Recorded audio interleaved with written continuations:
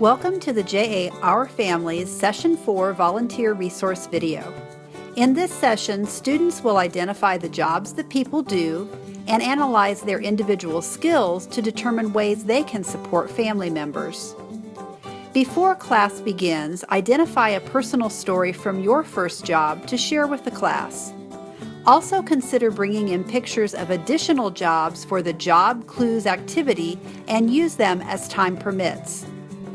As the class begins, remind students that in the last session you talked about entrepreneurs and neighborhood businesses. Follow the talking points in your volunteer guide to lead a discussion. Then share your personal story or an experience from your first job as you discuss the vocabulary words for this session. Next, tell students that they will play a fun guessing game about the different jobs people do. Remind them to listen carefully and follow directions. Following the activity steps listed in the volunteer guide, ask a student volunteer to help you start the activity. Hold or have the student volunteer hold one of the job cards over his or her head with the picture facing the class. Or you might choose to use the digital job cards. Just remember the student volunteer should not see the job. Tell the class that they will offer 3 clues to the student to help him or her guess the job on the card. Leo does not know what the job is. You all do. Okay?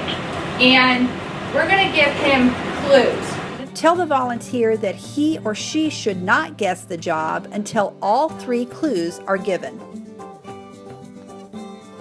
Ask the class to raise their hands if they would like to offer a clue to the volunteer, and remind them that the clue should not include the job name.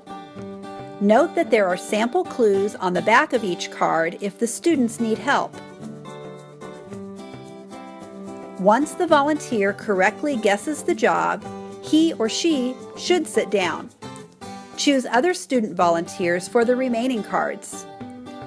Then distribute the junior journals and give students 5 to 6 minutes to draw a picture that shows them doing a job to help their family.